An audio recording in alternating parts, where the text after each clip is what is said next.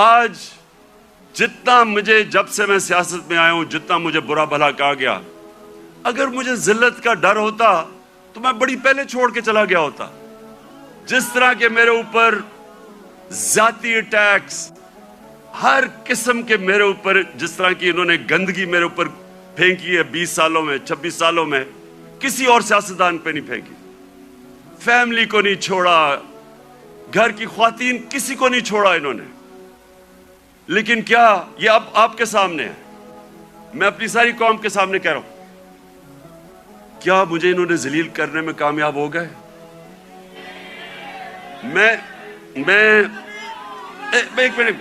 میں آپ کو آج سب کو کہہ رہا ہوں، پچھلے 6 مہینے میں جتنی مجھے اللہ نے عزت دیا، مجھے ساری زندگی میں کبھی اتنی عزت نہیں ملی. بسم اللہ الرحمن الرحیم. ایاک نعبد و ایاک نستعین.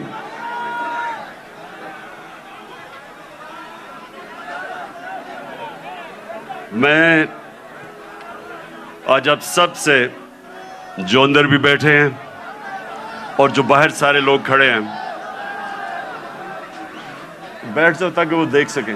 بیٹھ جاؤ نا، وہ دیکھ سکیں. کہن صاحب بیٹھ جاؤ، وہ دیکھ سکیں.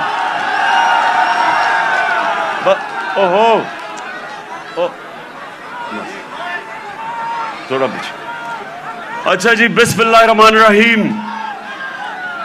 میں یہ چاہتا ہوں کہ آج بڑی خاموشی سے میری بات سنیں، تاکہ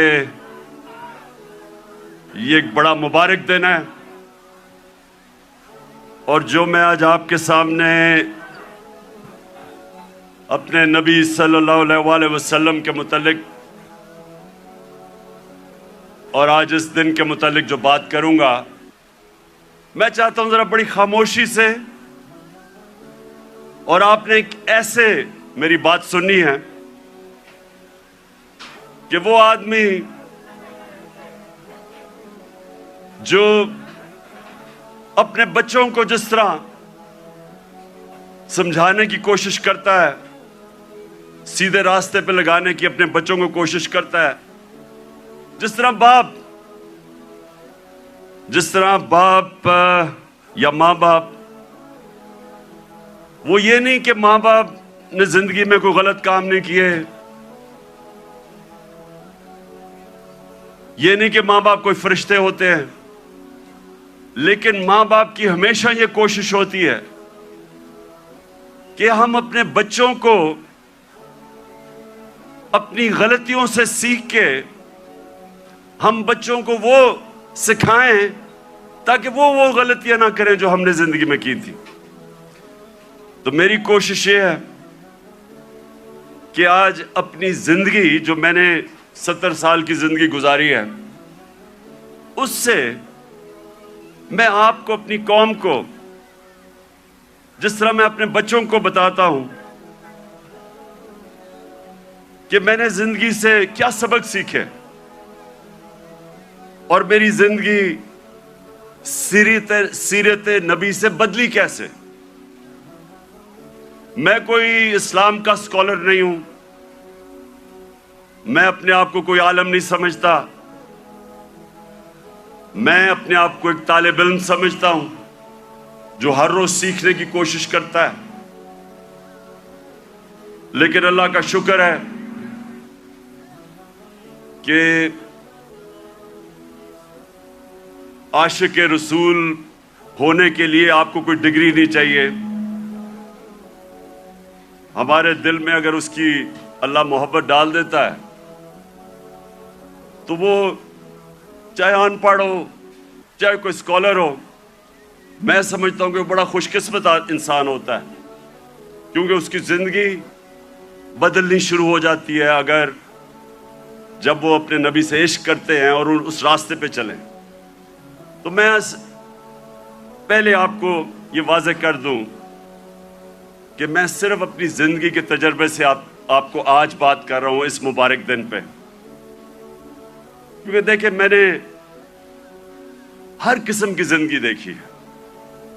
کرکٹ سٹار، گلیمر، مغربی زندگی، اپنا ملک، ہر قسم کی میں زندگی پہ دیکھ کے تو آج آپ سے بات کر رہا ہوں۔ سب سے پہلے ابھی آپ نے جو یہ فلم دیکھی، اس میں دنیا کی تاریخ کا سب سے بڑا انقلاب آپ نے دیکھا۔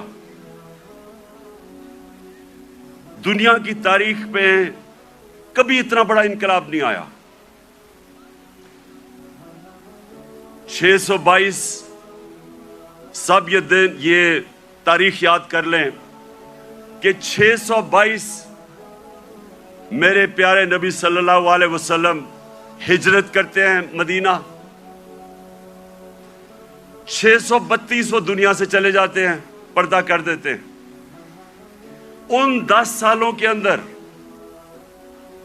دنیا کی تاریخ بدل جاتی ہے۔ وہ مذاق اڑائیں گے، جیسے جیسے ایمان آتا گیا، میں نے نبی کی سیرت سمجھتا گیا، آہستہ آہستہ یہ بت ٹوٹتے گئے۔ پہلا بت جو میرا ٹوٹا وہ یہ کہ یہ جی آپ ذلیل ہو جائیں گے، آپ کو اگر پولیٹکس میں آئیں گے آپ ذلیل ہو جائیں گے۔ یہ جو بت ہے، یہ میں آپ سب کو آج بتا رہا ہوں، یہ اس لیے کہ ہماری ایمان کمزور ہوتا ہے۔ آج جتنا مجھے، جب سے میں سیاست میں آیا ہوں، جتنا مجھے برا بھلا کہا گیا، اگر مجھے ذلت کا ڈر ہوتا تو میں بڑی پہلے چھوڑ کے چلا گیا ہوتا۔ جس طرح کے میرے اوپر ذاتی اٹیکس، ہر قسم کے میرے اوپر، جس طرح کی انہوں نے گندگی میرے اوپر پھینکی ہے 20 سالوں میں، 26 سالوں میں، کسی اور سیاستدان پہ نہیں پھینکی۔ فیملی کو نہیں چھوڑا، گھر کی خواتین، کسی کو نہیں چھوڑا انہوں نے۔ لیکن کیا یہ اب آپ کے سامنے ہے، میں اپنی ساری قوم کے سامنے کہہ رہا ہوں، کیا مجھے انہوں نے ذلیل کرنے میں کامیاب ہو گئے؟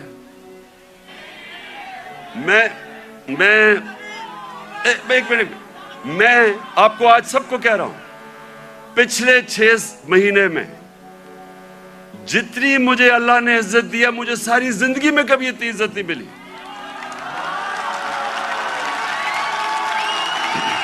تو اس کا تو میں آپ کے سامنے ہوں، سنیں غور سے سنیں، یہ جلسہ نہیں ہے، یہ غور سے سنیں، کیونکہ میں نے آج آپ کو اپنی زندگی سے سمجھا رہا ہوں کہ اگر انسان کے ہاتھ میں ذلت ہوتی تو آج میں بڑا ذلیل ہو چکا ہوتا۔ میڈیا یہ کنٹرول کرتے ہیں، میڈیا کو پیسے یہ دیتے ہیں، لفافے دیتے ہیں، مجھے تو ذلیل ہو جانا چاہیے تھا۔ میں اس لیے اپنی قوم کو کہہ رہا ہوں کہ کبھی اپنے یہ جو بت ہے کہ جی مجھے کوئی ذلیل کر دے گا، یہ یاد رکھے اللہ نے اپنے ہاتھ میں رکھی ہوئی عزت اور ذلت۔ دوسری چیز، موت کا ڈر۔ سب کی طرح مجھے بھی موت کا ڈر تھا۔ میں جب پولیٹکس میں آیا، اس سے پہلے میں نے اس خوف کے اوپر قابو پایا، کیونکہ میرا ایمان جیسے جیسے مضبوط ہوتا گیا، میرا یہ خوف جاتا گیا، اور میں جب اس نتیجے پہ آیا کہ جب اللہ کا فیصلہ ہوگا اس سے پہلے مجھے کوئی نہیں لے جا سکتا، تب میں سیاست میں آیا۔ میں کینسر ہاسپٹل میں 5 سال میرا آفس تھا۔ میں نے جب کینسر ہاسپٹل بنایا، 5 سال میرا آفس تھا وہاں۔ اپنے سامنے میں نے دیکھا 3 میرے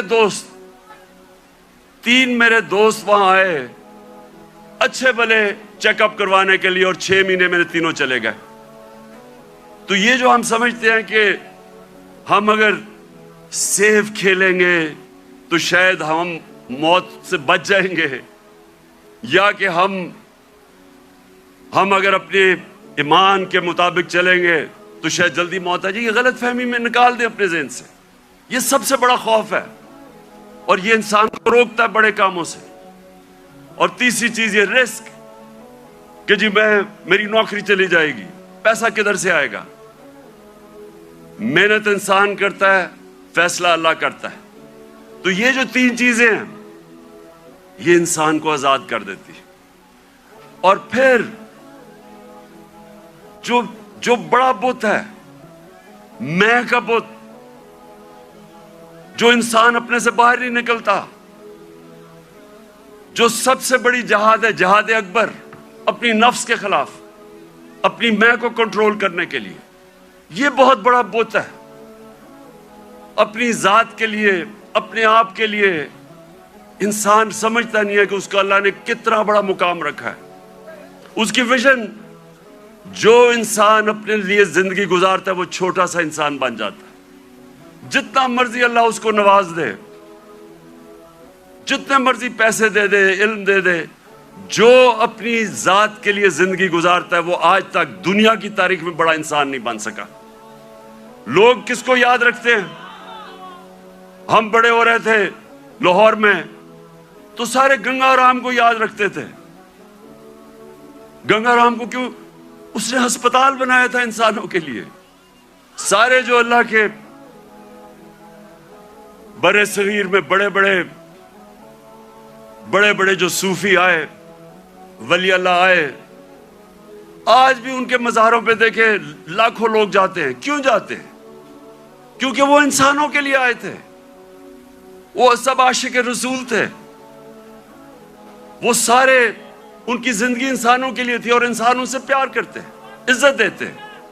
سو یہ جو بت ہے، جب انسان اپنے سے باہر نہیں نکل سکتا تو میرے نبی صلی اللہ علیہ وسلم نے مدینہ میں اس طرح لوگوں کو آزاد کیا.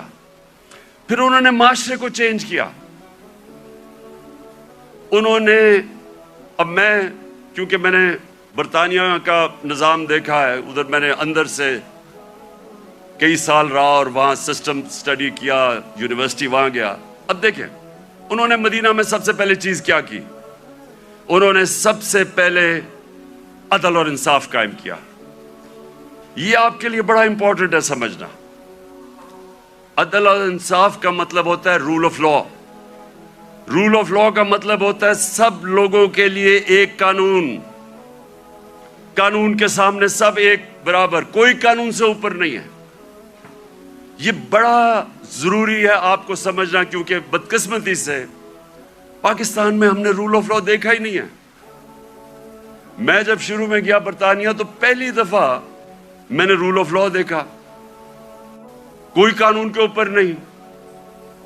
وہ جا رہا، ان کا جو پرائم منسٹر ہے اس کی جرت نہیں ہے قانون توڑنے کی. ہم نے جب شروع میں دیکھا، جو ان کا برطانیہ کا جو شہزادہ تھا پرنس چارلز، اس کو ٹریفک وارڈن نے روک کے فائن کر دیا، وہ سپیڈ کر رہا تھا.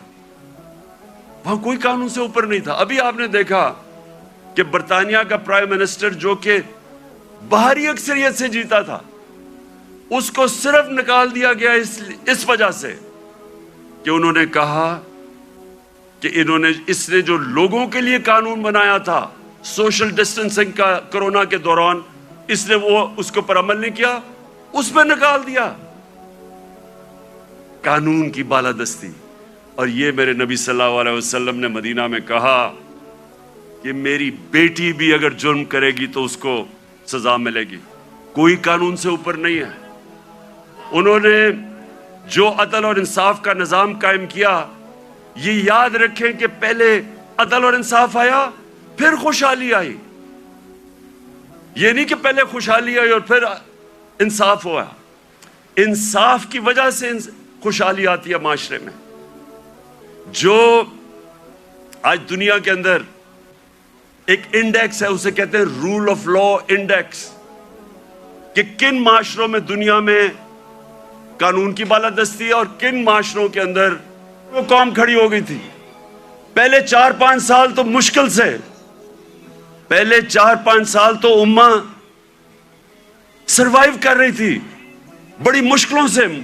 کبھی جنگ احد، پھر جنگ خندق، بڑی مشکلوں سے امہ نے اپنے آپ کو بچایا، قربانیاں دے کے اپنے آپ کو بچایا. اس کے بعد وہ پھر ان کا عروج شروع ہوا. قومیں قربانیاں دے کے بنتی ہیں. قومیں بھیک مانگ کے اور قرضے دے کے اور دوسروں کے سامنے ذلیل ہو کے نہیں قومیں بنتی. قومیں بنتی ہیں جب جس طرح دنیا کے عظیم لیڈر نے اپنی مثال دی کہ جب جنگ خندق کے اندر مشکل وقت تھا, کھانا پینا نہیں تھا کیونکہ وہ چاروں طرف مکہ کے وہ کفار نے گھیرا ہوا تھا ان کو, تو لوگوں کو کہا پیٹ ایک پتھر باندھو پیٹ پہ, اپنے پیٹ پہ 2 پتھر باندھے ہوئے تھے. لیڈر نے قربانی دے کے اپنی قوم کو کھڑا کیا تھا. اور یہ وہ قوم اللہ نے جس کو ہر قسم کی نعمتیں بخشی ہمیں, 12 موسم ہر قسم کی, یہاں آپ کو اندازہ ہی نہیں ہے. میں تو 3.5 سال میں اقتدار میں پتا چلا کہ اللہ نے کیا دیا ہے. لیکن ہمیں کیریکٹر چاہیے, ایک کیریکٹر چاہیے ایک بڑی قوم بننے کے لیے. جو ہمارے نبی صلی اللہ علیہ وسلم نے ان کو آزاد کیا تھا, ان کا کیریکٹر اٹھایا تھا. ایسا کیریکٹر تھا کہ انڈونیشیا اور ملیشیا کے اندر کوئی مسلمان فوج نہیں گئی, صرف مسلمان تاجروں کی وجہ سے ان کے کیریکٹر کو دیکھ کے لوگ مسلمان ہو گئے.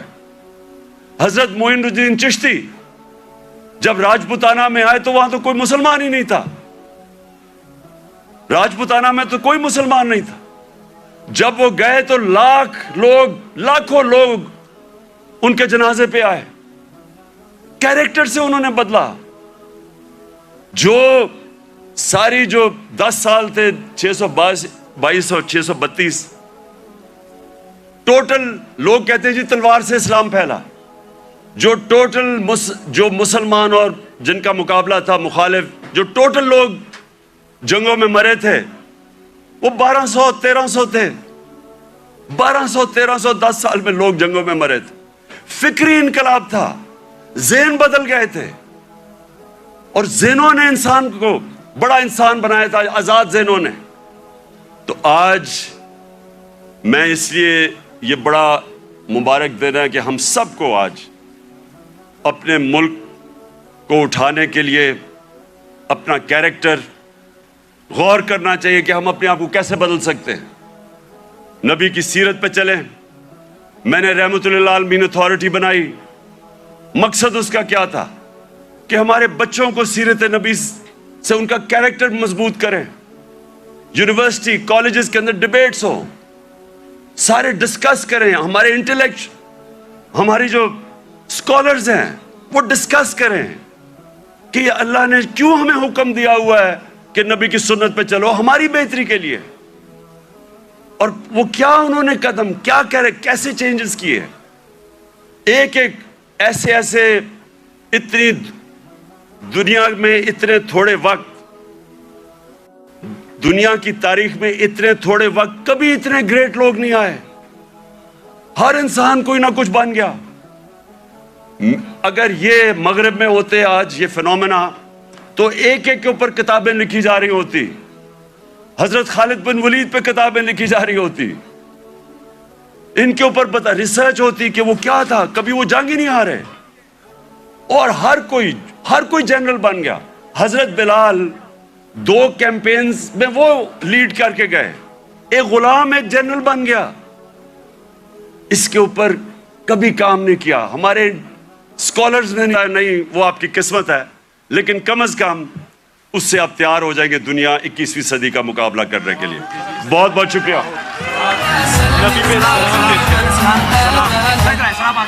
سلام. اب ہم سب مل کے سلام پیش کریں گے. سلام.